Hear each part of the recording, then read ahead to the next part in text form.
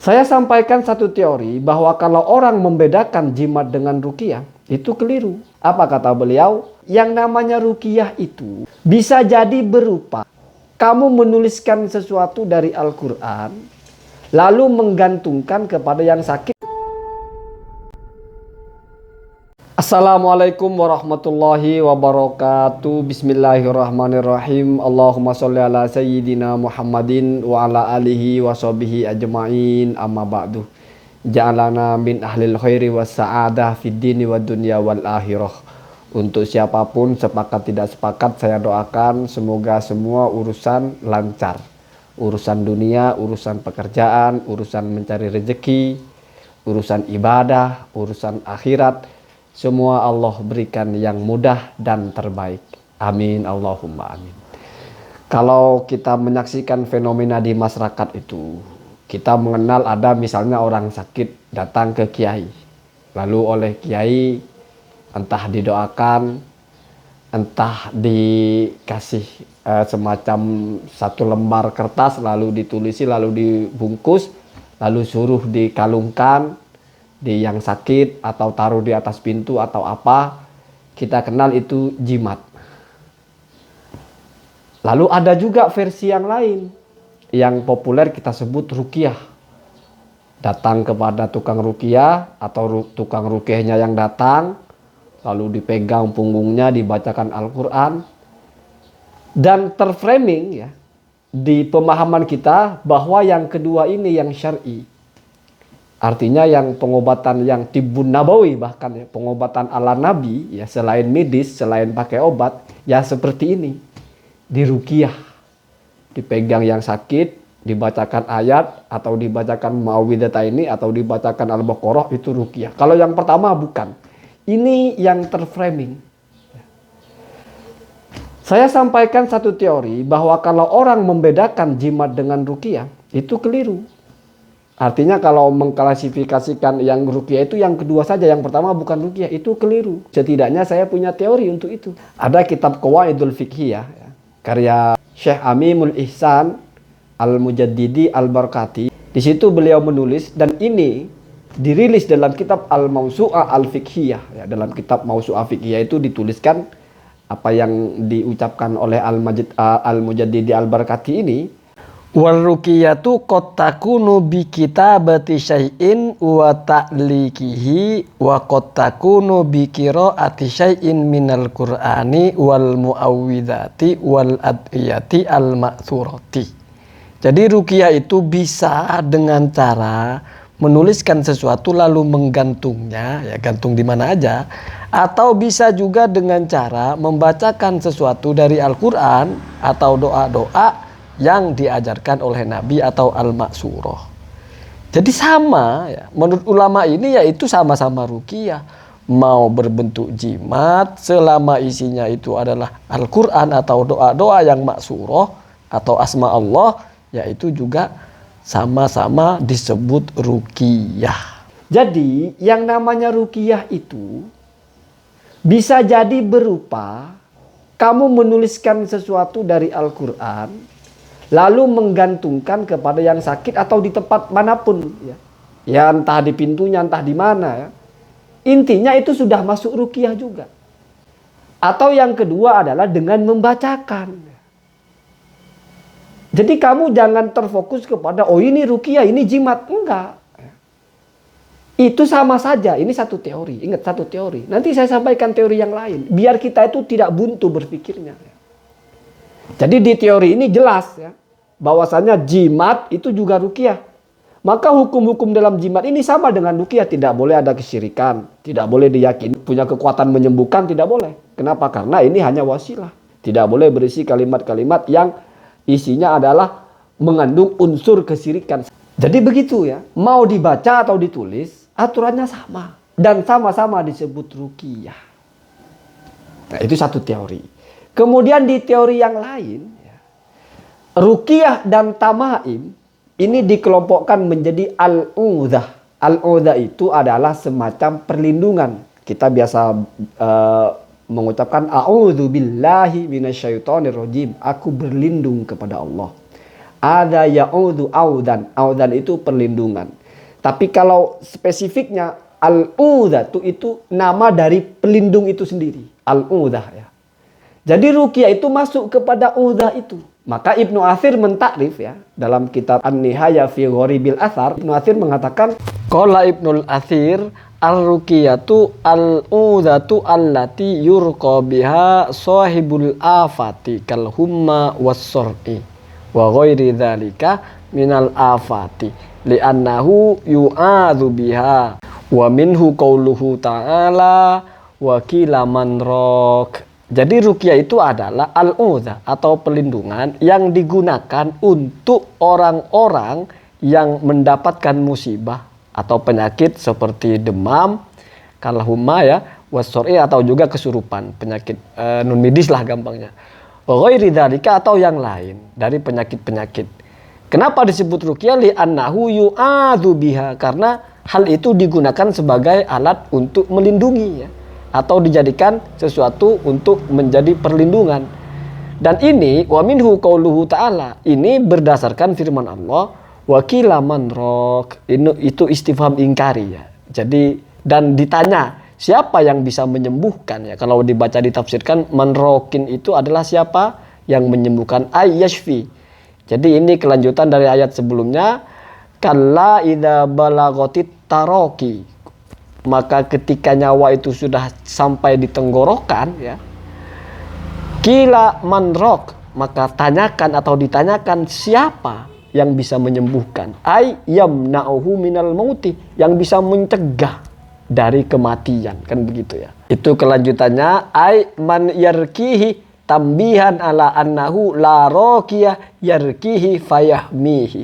Jadi itu adalah penegasan atau peringatan bahwa orang yang sudah mau mati itu tidak ada orang tukang ruqyah, tukang mengobati yang bisa meruqyah dia, fayahmihi, lalu mencegah atau menghindarkan dia dari kematian. Jadi ruqyah itu dikaitkan dengan bahasa pengobatan ya berdasarkan tafsir ini, karena dalam beberapa tafsir ulama mengatakan bahwa yarki di situ yashfi wa yamna minal marad ya, minal mauti maksudnya adalah upaya untuk mencegah, melindungi dari penyakit atau juga di sini dari kematian. Demam berarti penyakit zahir, dan juga misalnya seperti kesurupan ya, termasuk jin lah, penyakit yang tidak zahir lah bahasanya, atau medis non medis lah. Ini sesuai dengan tafsiran Al-Qur'an bahwasanya wa nunazzilu minal qur'ani ma huwa syifaun. Syifaun di situ ada lil amrad adz-dzahirah ya. Ada juga amradu al-qalbi, penyakit hati, minasyakki, dari keraguan. Bahkan juga minal jahli, dari kebodohan. Jadi kebodohan itu dianggap penyakit juga ya. Jadi Al-Qur'an ini menjadi penerang di hati, menjadi pemberi informasi ke hati sehingga hati ini selamat, sembuh dari penyakit ragu-ragu dan penyakit kebodohan.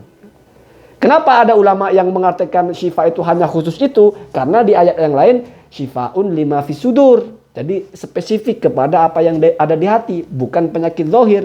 Tetapi kenapa ada ulama yang mengatakan syifaun juga berarti penyakit zahir? Karena kasusnya dulu, ya, ini harus kamu tahu. Ketika orang diruqyah itu dulu penyakitnya bukan penyakit kesihir saja, tapi orang kena sangat kalajengking, diobati pakai pakai ruqyah. Ruqyahnya baca Fatihah pula ya. Sembuh ya. Jadi berarti Al-Quran ini tetap sebagai syifa bagi penyakit zahir, juga bagi penyakit hati, kan begitu. Maka ruqyah ini adalah metode penyembuhan ya, dengan menggunakan Al-Quran. Dibaca atau ditulis. Itu kalau kita mau ambil teorinya Al-Mujaddidi. Tetapi ada yang lain membedakan antara ruqyah dengan tamimah. Jadi kedua-duanya ini sama-sama al-udhu, sama-sama sesuatu yang melindungi atau pelindung, di mana berbasis kepada Al-Quran. Kemudian kalau dibaca berarti ruqyah, kalau ditulis lalu digantung maka itu namanya tamimah. Bahkan ada kitab namanya Hasyiatul Adawi, kitab hasyiah karya Imam Al-Adawi. Hasyiah itu memberikan catatan lebih luas atau ulasan kepada kitab Kifayatul Thalib Ar-Rabbani, di mana kitab Kifayatul Thalib Ar-Rabbani ini adalah syarahnya kitab Risalatu Ibnu Abi Zaid Al-Qayrawani. Jadi ada kitab namanya Risalatu Ibni Abi Zaid Al-Qayrawani. Abi Zaid Al-Qayrawani ini bergelar sebagai Al-Maliki As-Shaghir ya. Imam Malik kecil ya. Jadi ini ulama top dalam madhab Maliki ya. Kalau dalam madhab Syafi'i kita kenal Syihabuddin Ar-Ramli, seangkatan dengan Ibnu Hajar Al-Haytami. Nah, Syihabuddin Ar-Ramli ini masyhurun atau mulaqab dilakobi dengan Asy-Syafi'i As-Shaghir ya. Imam Syafi'i junior. Nah, Ibnu Abi Zaid ini Imam Maliki junior ya, Al-Maliki As-Shaghir. Punya kitab Risalah ya. Kemudian diberi sarah menjadi Kifayatul Thalib Ar-Rabbani, lalu diberi hasyiah menjadi Hasyiatul Al-Adawi ya, Imam Al-Adawi. Dalam kitab hasyiahnya ini Imam Al-Adawi mengatakan bahwasanya wa arrafaha ba'dul fuqaha ya, dan sebagian ulama fikih memberikan takrif kepada ruqyah itu bi annaha, bahwasanya ruqyah itu wa arrafaha ba'dul fuqaha'i, dan sebagian dari ulama fikih memberikan takrif kepada ruqyah itu bi annaha, bahwasanya ruqyah itu mayurqa, adalah sesuatu yang digunakan sebagai ruqyah atau dibacalah gampangnya ya, yulafat kalau dalam kitab lain, minad du'ai, berupa doa ya, li tolabi asy-syifa'i, untuk mencapai kesembuhan. Ini dan kitab Mausu'ah Fiqhiyah. Jadi yang tanda merah kecil itu ke lingkaran bawah itu adalah nama kitab sumber dasarnya, yaitu Hasyiatul Al-Adawi, begitu ya. Jadi ada ulama fikih yang mengatakan bahwa ruqyah itu hanya khusus doa saja. Doa untuk mendapatkan kesembuhan namanya ruqyah. Kemudian di sebelahnya itu ketika bicara tentang tamimah ya, garis ke sebelahnya, fatamimatu indal fuqaha'i aidon nau'un minat ta'wili. Maka menurut fuqaha, jimat itu juga termasuk kepada ta'wid, termasuk kepada al-udatu, termasuk kepada perlindungan ya, atau perlindungan atau media pelindung ya. Lalu kelanjutannya ini adalah pendapat yang membedakan antara jimat dengan ruqyah. Jadi saya sampaikan semua ya. Wal farqu bainaha wa bainar ruqyati. Adapun perbedaan antara tamimah dengan ruqyah ya. Annal ula, bahwa yang pertama berarti tamimah ya, hiya ta'widun yu'allaku 'alal maridi, yaitu pelindungan atau perlindungan di mana bentuknya itu digantung pada orang yang sakit atau dikalungkan ya. Artinya sama-sama media untuk mendapatkan kesembuhan, sama-sama upaya untuk mendapatkan kesembuhan diambil dari Al-Quran, dari doa-doa dan kalimat-kalimat thayyibah, dari nama-nama Allah, tetapi caranya digantung kepada yang sakit, begitu ya. Itu namanya tamimah. Wa nahwihi, dan juga bukan kepada yang sakit ya, untuk mendapatkan keselamatan dan sebagainya, semua sebagai wasilah saja. Wasaniyatu, sementara yang kedua berarti ruqyah ya, itulah ulama ya. Jadi ketika pertama sudah menyebut tamimah, kemudian ruqyah, maka untuk narasi berikutnya cukup dengan al-ula, berarti kembali kepada tamimah. Asaniyah berarti kembali kepada ruqyah. Wasaniyatu, sementara yang kedua berarti ruqyah ya, ta'widun yukra'u alaihi, yaitu berupa perlindungan yang dibacakan kepada yang sakit atau pengobatan ya. Jadi ini cuma membedakan di teknisnya saja ya. Kalau digantungkan atau tidak dibaca, cukup ditulis lalu digantung, itu namanya jimat. Kalau dibaca itu namanya ruqyah. Semua ini adalah masuk kepada ta'wid atau al-udah, upaya melindungi, upaya mendapatkan kesembuhan, upaya menghindarkan dari musibah dengan cara media Al-Quran atau doa, atau zikir-zikir yang maksurah. Jadi itu intinya ya. Jadi kamu mau ambil yang berbeda antara ruqyah dengan jimat, pada hakikatnya sama saja, yang berbeda hanya teknisnya ya.